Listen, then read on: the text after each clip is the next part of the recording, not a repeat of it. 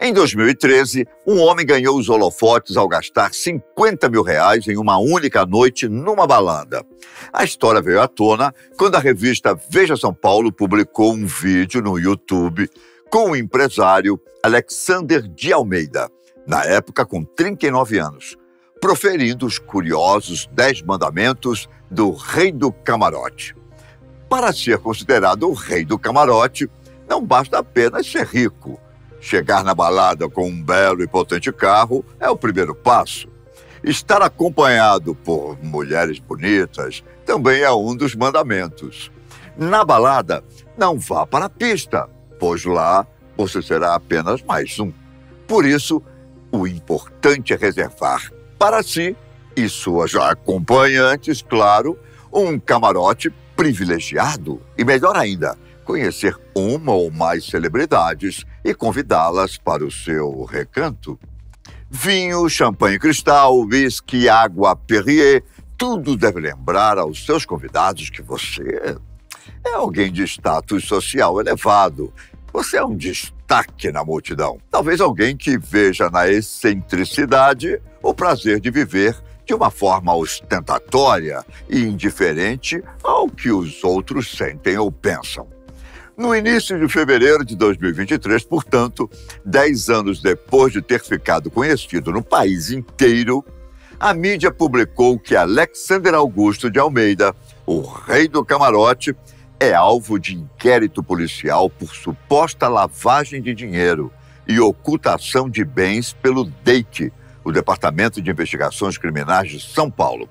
O que trouxe Alexander de volta aos holofotes, dessa vez da polícia, foi uma investigação iniciada contra Antônio Vinícius Gritzbar, atualmente empresário no setor imobiliário, ex-sócio de Alexander numa farmácia, e que tiveram certa proximidade, uma vez que ambos cresceram juntos na região de Tatuapé, em São Paulo.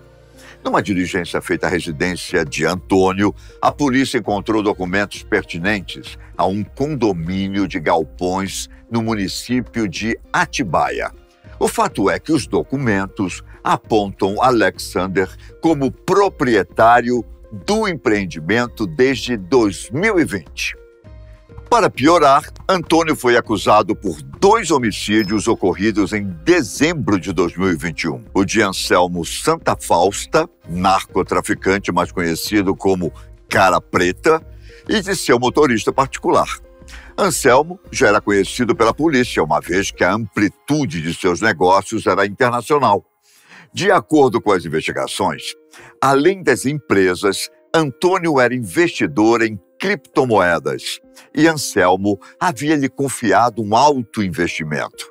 Para resumir, Anselmo exigia de Antônio a devolução de cerca de $20 milhões, além de ameaçá-lo em algumas circunstâncias.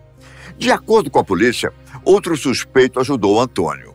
Davi Moreira era um agente penitenciário que contatou um homem identificado apenas como Noé para executar Anselmo. Menos de um mês depois dos assassinatos, a cabeça de Noé foi encontrada em uma praça em Tatuapé. Os executores ainda deixaram 2 bilhetes, dizendo que aquilo era uma resposta às mortes de Anselmo e de seu motorista, apelidado de Sem Sangue. Um dos bilhetes estava na boca de Noé e o outro junto ao corpo, que foi abandonado próximo à cidade de Suzano, no interior paulista.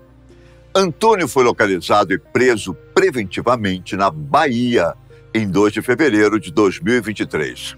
Como tudo deve ser minimamente investigado, a antiga relação de Antônio com Alexander não pôde ser ignorada. Será que o antigo rei do camarote estava ligado ao duplo homicídio?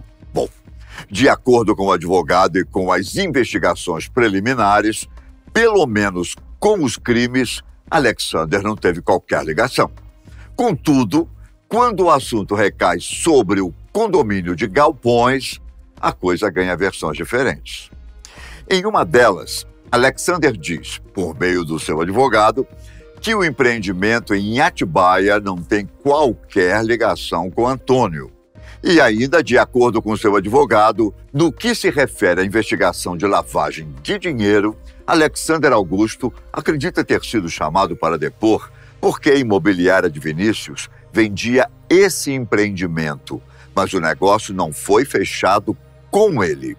Em relação à sociedade deles na farmácia, a defesa de Alexander declarou que, na realidade, a empresa tinha também um terceiro sócio, cujo nome não foi informado, e que, por razões de problemas pessoais por parte de Antônio, ele resolveu deixar a sociedade. No entanto, os problemas pessoais podem ter significativa relação com o início das investigações contra a pessoa de Antônio. Por isso, ele não pediu para sair, mas foi pedido para que deixasse a sociedade.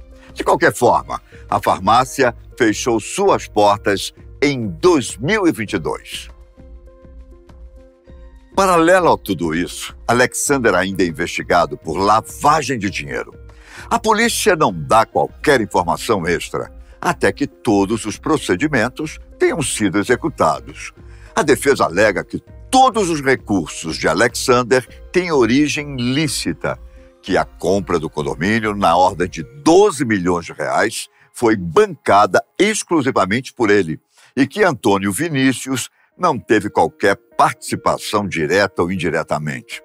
É onde dá margem para dúvidas, uma vez que, primeiro, a área do condomínio era de uma empreiteira, da qual Antônio já havia sido vendedor e até gerente. Segundo, como Antônio não teve qualquer participação na negociação da compra, já que a imobiliária era dele. Não é estranho?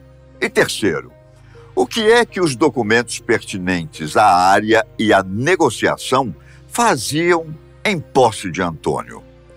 O histórico do ex-rei do camarote perante a polícia, no entanto, não é dos melhores.